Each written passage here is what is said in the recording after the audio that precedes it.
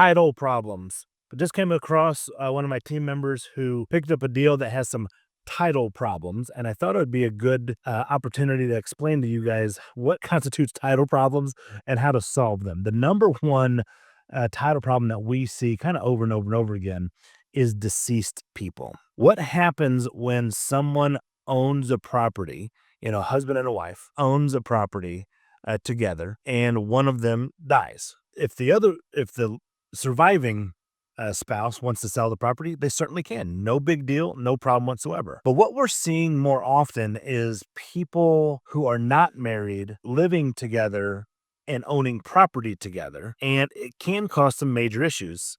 For instance, two people who are not married, they have different last names, buy a property together. One of them dies, and the other one wants to sell the property, thinking, hey, this is my property. I now have the right to sell it. Unfortunately, when you own property together, each entity has equal rights to it. Sometimes you'll notice it's called tenants in common, and you can spell out different percentages where you go and say, I have 75%, this person has 25%, or whatever it might be. Just because there's two people on title means that they both have equal rights to that property unless percentages are determined.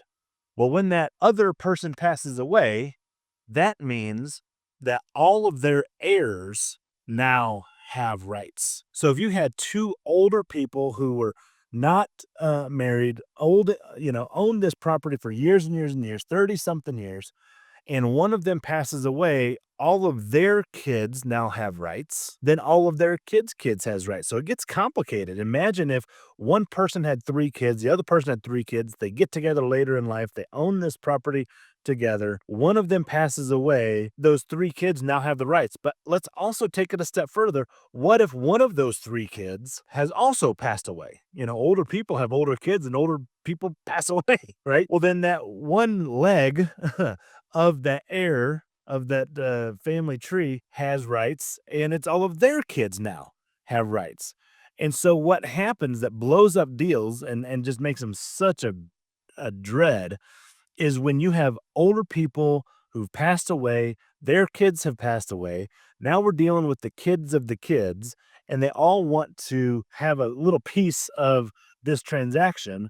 And it doesn't seem fair that the two people who bought the house together, lived there for a long time, though they weren't married, still acted like they were married. And now all of these people, all these quote inheritance, are now hoping to get a piece of the action. That can kind of strain some things. The best way to kind of avoid these circumstances is before someone passes away, deed it into that other person's name, or even better, put it into a trust. That trust is then, has the title of the trust, has the beneficiaries of the trust, the people who are recipients of it. The trustee is then instructed on how to maintain this trust.